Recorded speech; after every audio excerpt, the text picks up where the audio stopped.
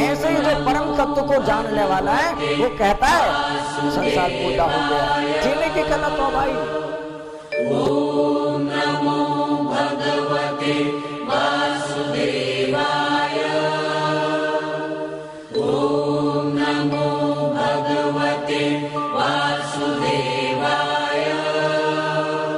ओम नमो भगवते वासुदेवाय।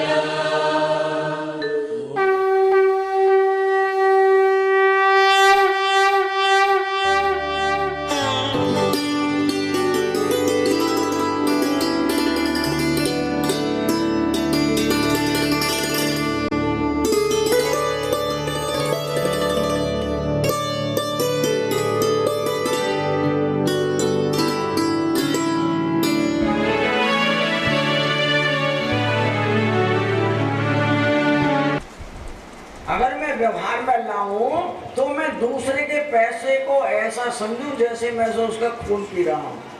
विचार करके देखो, कोई भी व्यक्ति हो, अगर वो दूसरे की मेरी बिना कमाई का पैसा है, बिना मेहनत का पैसा है, तो वो कल को मुझे दर्द जरूर देगा, आज ही देगा।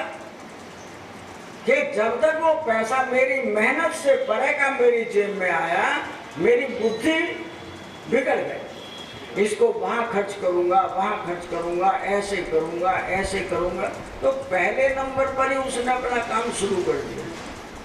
और जब मैं जिसको खिलाऊंगा पिलाऊंगा, जिनके लिए खर्च करूंगा, उनका भी वो वैसा ही करेगा। तो हमारे सारे जितने भी आज की संतति है, जो आज बच्चे आ रहे हैं, वो ऐसे ही हैं।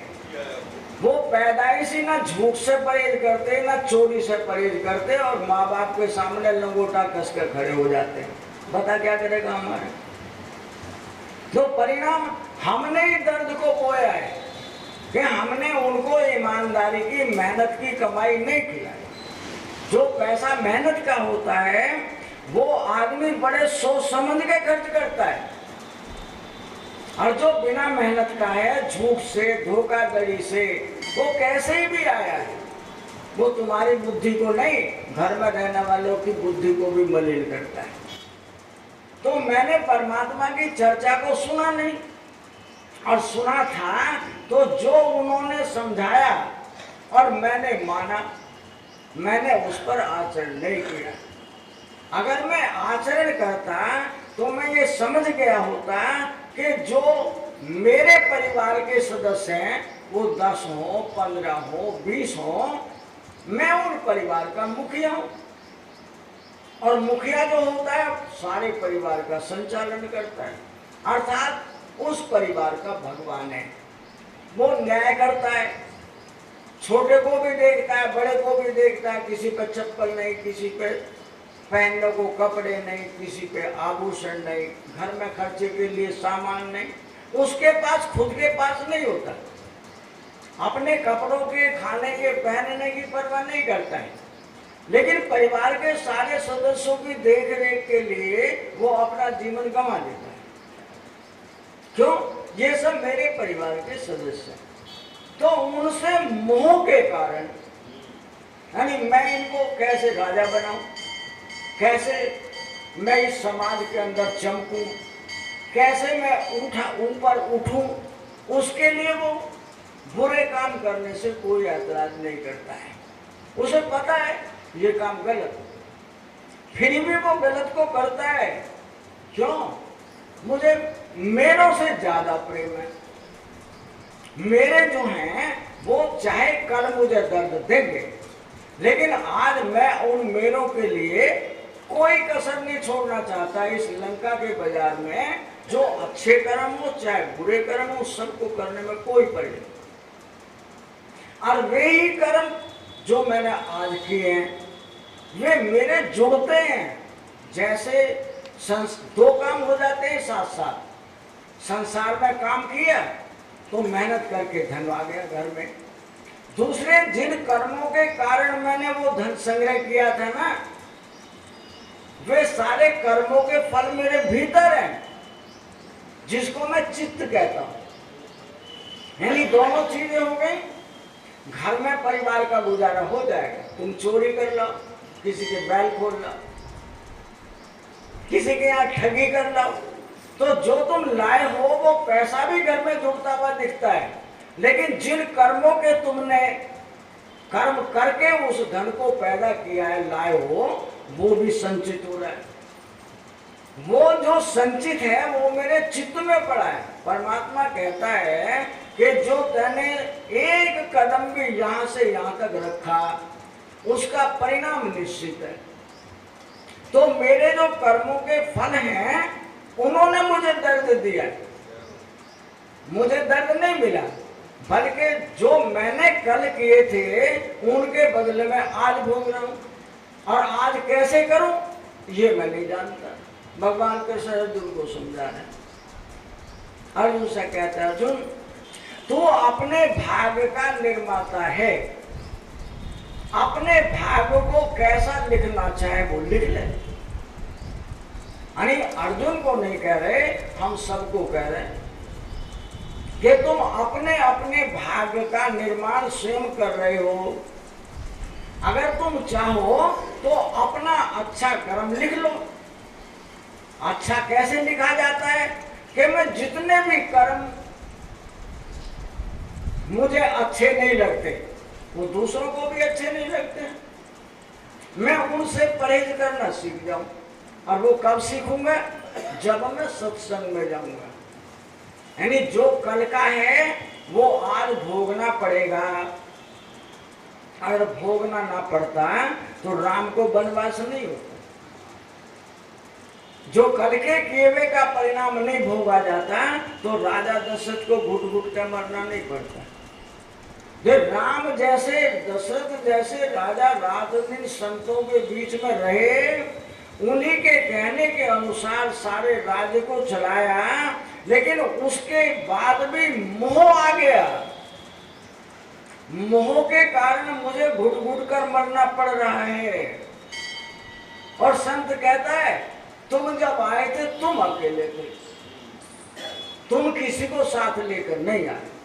ये बाजार इसी तरह लगा हुआ था जैसे आज लगा हुआ है। इस बाजार में तुम एक इकाई हो, तुम्ही ने इसको मेरा कहा है, संसार ने तुम्हें नहीं कहा, तुमने मेरा कहा। और जो मेरा है वो मिला हुआ है। मिली हुई चीज छूटती है, छीनती है, बटती है, लुटती है, बीमार होती है, चिंता होती है, अनेकों प्रकार के रोग हो जाते हैं। तो वो सब क्या है?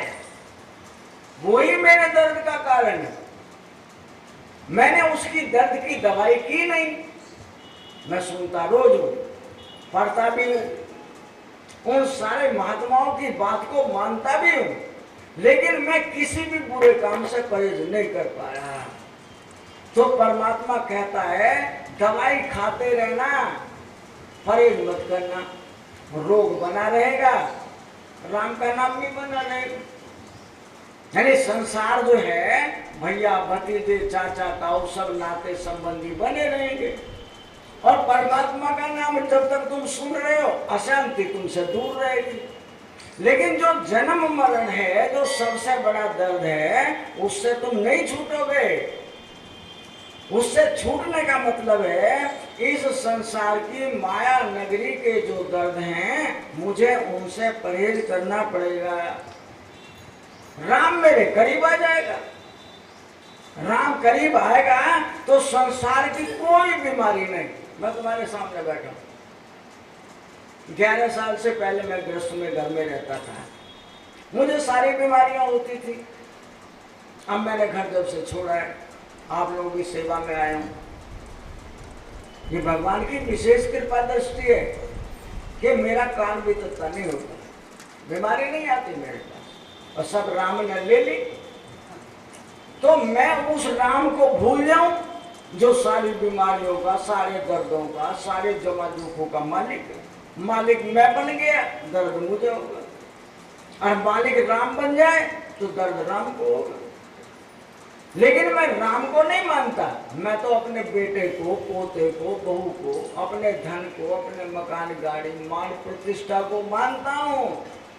वे सब के सब मेरे दर्द के कारण हैं। मैं ये नहीं कहता उनको छोड़ के चले जाओ। भगवान कृष्ण अर्जुन को कह रहे, कहते हैं अनाशित कर्म फलम कार्यम कर्म करोति सह सन्यासी च योगे चाण निरग्नि चाक्रिये। अर्जुन को नहीं समझा रहे, जो श्रोता हूं चाहे वो वक्ता हूं, उन सबको समझा रहे हैं। अर्जुन, बिना कर्म किए हुए तुम रह नहीं सकते। कर्म तो तुम जरूर करोगे, लेकिन उन कर्मों का जो फल है वो मेरे अधीन है।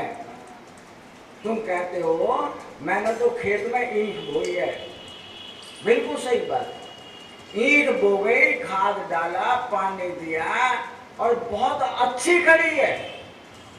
सारे लोग कहते हैं तुमने अब क्या लगाया है इसमें भी, तुम्हारा खेत सबसे अलग है। कहता है भैया भगवान की कृपा दृष्टि है, वही करता है सब कुछ। लेकिन मेरे घर में जब तक वो आए नहीं तब तक मेरा नहीं। आग लग जाए, बाढ़ आ जाए, या कोई बिजली का तार टूट कर गिर जाए, कोई चोर चोरी करके ले जाए, तो जब तक मेरा कैसे हो वो। भगवान कृष्ण कहते हैं अर्जुन अनाशित कर्म फलम, कर्म जरूर करेगा, कर्म से वंचित नहीं रह सकता, लेकिन उसका फल तेरे अधीन नहीं, फल मेरे अधीन है। जो व्यक्ति संसार में रहते हो, गृहस्थ में रहो, परिवार में रहो, अपनों में रहो, परायों में रहो, खूब खाओ, खूब पियो, खूब भोगो। ये कर्म योग 6वां अध्याय 7वां 8वां 9वां है। इसमें भजन करने की जरूरत नहीं है। उसमें भगवान कृष्ण अर्जुन को कहते हैं अर्जुन, कर्म योग में तुझे कुछ करना नहीं, अपने कर्म फल को अनासक्त होकर मुझे त्याग दे और तू निर्विकार हो जा। निर्विकार का मतलब है तुझे कोई पाप, कोई पुण्य, कोई फल भोगना नहीं पड़ेगा, उनसे सबसे तू मुक्त हो जाएगा। अनाशित कर्म फलम कार्यम कर्म करोति। अर्जुन कर्म करे बिना नहीं रहे, उनका फल मेरे अधीन है। फिर कहते हैं स सन्यासी च योगी च निरग्नि चाक्रिये। हे अर्जुन, जो व्यक्ति संसार में रहकर इस तरह से संसार में जीता है कि काम करे, फल तेरे अधीन, अच्छा दे या बुरा ये तू जाने, मैंने किया ही नहीं, तय नहीं करवाया था, तू देख रहा था, और उसका फल जैसा भी होगा मैं सहर्ष से स्वीकार करता हूं। तो हे अर्जुन, जो व्यक्ति संसार में ऐसे रहकर जीता है वो सन्यासी है, वो योगी है। और जो व्यक्ति कपड़े बदलकर और घर में या तो परेशानियां थी उनकी वजह से घर छोड़कर चला गया, या पुलिस पीछे पड़ गई किसी केस में फंसाने के लिए, कपड़े रंगे और महात्मा बन गए, या और किसी कारणवश कमा के खाना बस के लिए को मुझे छोड़ दे, तू आजाद हो जाए। ये सारे लोगों के लिए, संसार में जितने भी हम मनुष्य हैं उन सब के लिए।